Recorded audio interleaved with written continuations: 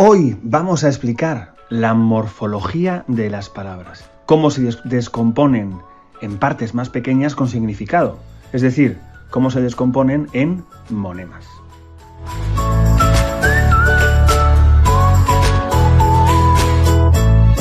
Pongamos una palabra cualquiera, una palabra bonita, sonora, como por ejemplo, horrorosas. Horrorosas es una palabra que se puede dividir en 4 monemas, según la morfología. No hay que confundirlo con la división en sílabas. Yo puedo dividirlo en o, ro, ro, sas, que son 4 sílabas, pero no son 4 monemas, porque no tienen significado. Los monemas tienen que tener significado. Y a mí me salen 4. A ver si a ti te salen 4 también. La primera sería horror, luego os, luego a y luego s. Y cada una significa una cosa que aporta al significado total de la palabra horrorosas. Horror significa monstruosidad, fealdad, terror, es la parte que aporta el mayor significado. Luego os, que aporta el significado de que tiene la cualidad de. Si juntamos horroroso o horrorosa, significa que tiene la cualidad del horror, que tiene la cualidad de la monstruosidad. Y luego la A significa femenino y la S significa plural. Como veis, son distintos tipos de monema. Todos tienen su significado, pero cada uno aporta una cosa diferente y tiene un comportamiento diferente dentro de la palabra. Horror es el lexema porque es la parte más importante. Os es un morfema derivativo, porque crea una palabra nueva. Y la A y la S son morfemas flexivos porque son el final de la palabra lo que añade el género y el número. Vamos a explicar esto un poco más despacio. Los monemas se pueden dividir principalmente en 2 partes, los lexemas y los morfemas. Los lexemas tienen significado léxico, por eso se les llama lexemas, y son el núcleo de la palabra. Y los morfemas, pues no. Pongamos un ejemplo. Con el verbo amar. Si yo conjugo el verbo amar, yo amo, tú amas, yo amé, o yo lo derivo, el amante, el amor, la amiga. Nos fijamos en que todos tienen en común el mismo lexema, que sería am. Am es el núcleo de la palabra y tiene un significado léxico. Significa ese sentimiento de ilusión, de enamoramiento o de amistad, ¿no? ¿Qué quiere decir que tiene significado léxico? Las partes de la palabra con significado léxico aportan una definición. Sirven para definir, es decir, para capturar una realidad con esa definición. Por eso las palabras con significado léxico las podemos encontrar en el diccionario. Si yo modifico el lexema, cambio la palabra totalmente. Cambio am por cant y estoy hablando de otra cosa. Estoy hablando de cantar, de cantante, de cantiga, de cantor. Kant aporta también su definición, captura otra realidad concreta, en este caso musical, ¿no? En vez de un sentimiento.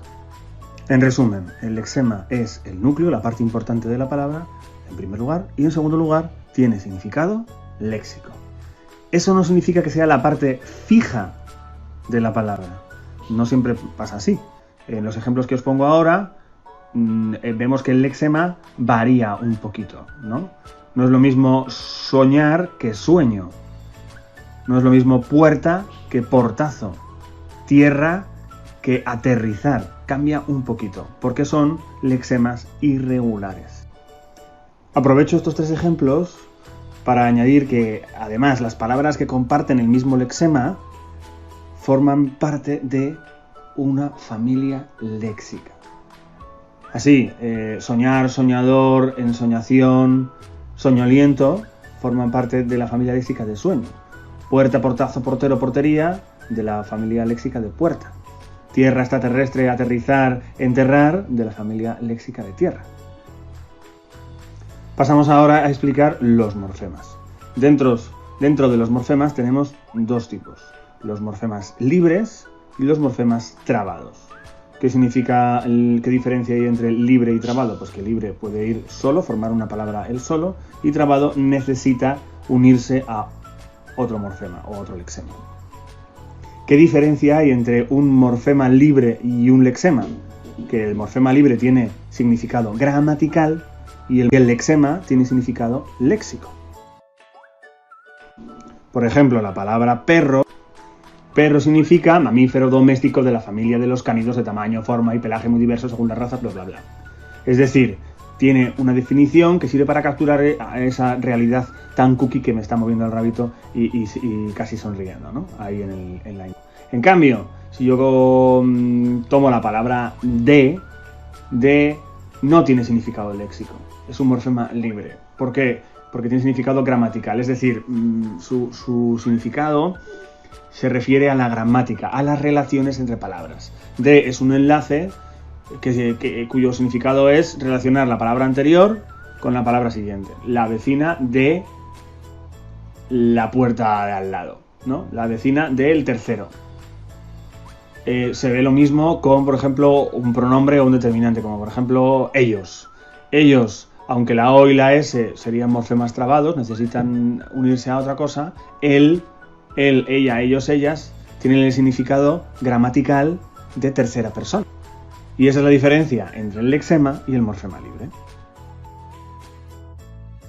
Nos queda ver los morfemas trabados, que son las partes de la palabra que no pueden ir solas, necesitan ir trabadas, necesitan ir pegadas a un lexema.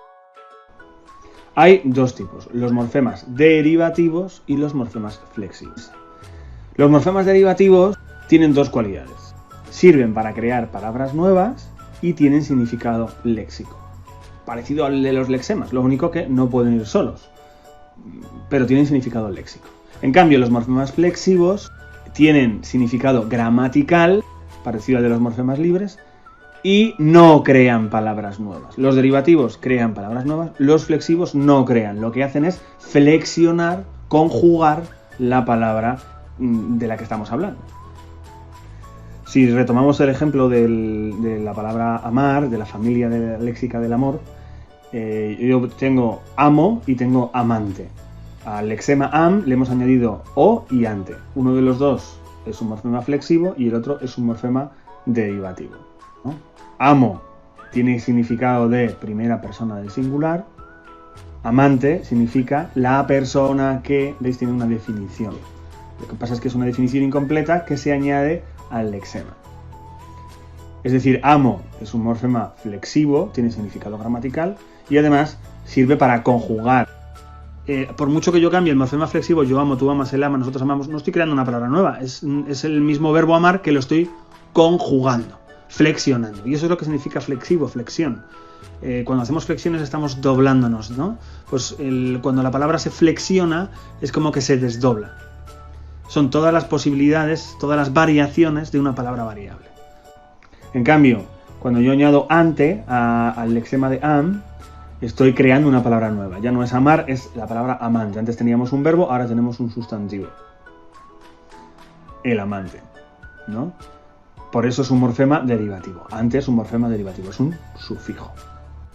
Porque ahora nos toca ver que dentro de los morfemas derivativos tenemos tres tipos.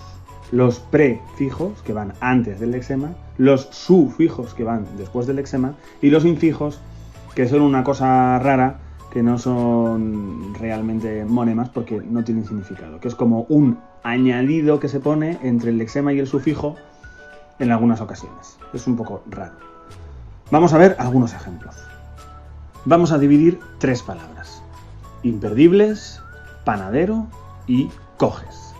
Lo primero que hay que preguntarse cuando vas a dividir, a segmentar en monemas una palabra es ¿de dónde viene? ¿De dónde viene la palabra imperdibles? Pues viene de, imperdible, si yo le quito im, significa, ¿no? Antes era que no se puede perder, si yo le quito im, significa que lo puedo perder, perdible. Y perdible viene de perder, efectivamente. Un truco, siempre que tengo un verbo, lo pongo en infinitivo, perder, cantar, salir. Si le quito ar, er o ir, ya tengo el lexema. O sea que yo a perder le quito er y ya tengo el lexema. Pero además vemos que imperdible, perdible y perder comparten todos perd. Así que el lexema, el núcleo de la palabra es perd. Luego le he añadido el prefijo im y el sufijo ible.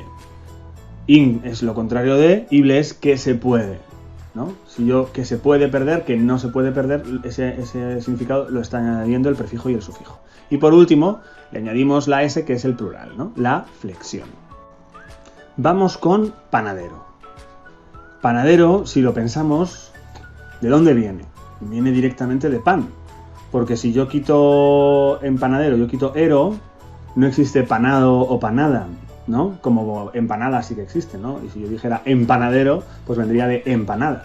Pero panadero no viene de panado, porque panado no es una palabra que existe. Viene directamente de pan. Y le hemos añadido adero. ¿Qué hacemos con adero? El pan es el lexema. Bueno, sabemos que la O es masculino, es la flexión, lo podemos quitar. Y nos queda ader.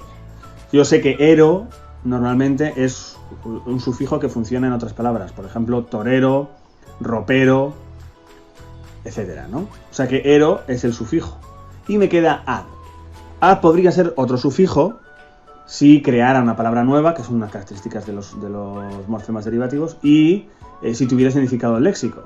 Ero es el que hace, ¿no? El torero es el que tiene el oficio de los toros, ¿no? El carnicero es el que, ¿no? La carne. El lechero, la leche, ¿no? Pero el ero tiene significado, ¿no? Pero ad no tiene significado. Y además no crea una palabra nueva. Por lo tanto, no es un sufijo. Bueno, pues ese es el ejemplo de infijo. Ad es un infijo porque en vez de decir panero, que es lo que deberíamos decir, igual que lechero, añadimos ad porque nos suena mejor o para que no se confunda con otra palabra. Por ejemplo, panera, eso es un edificio, como un hórreo, ¿no? Ese es el infijo. Y por último, la última palabra que vamos a dividir es coges. Coges viene de coger, fácil, ¿no? Y como el verbo coger, yo le puedo quitar como hemos dicho antes, el lexema es claramente coj, fácil. Y sería la flexión. Esta palabra me acabo de dar cuenta de que, bueno, en Madrid significa agarrar, pero en otros países significa otra cosa. Lo siento si escandalizo a alguien por utilizar esta palabra. Es la flexión porque no crea una palabra nueva. Coger y coges es la misma palabra, solo que conjugada. Y además tiene significado gramatical, segunda persona del singular en el verbo. Es decir, no es un sufijo. No hay que confundir un sufijo como ero o como ible con una flexión como es, ¿no? Es se parece más al masculino de o al plural de ese porque significa segunda persona del singular. Y con esto ya habríamos visto todas las partes, todos los monemas de una palabra. Espero que os haya servido y nos vemos en el próximo vídeo.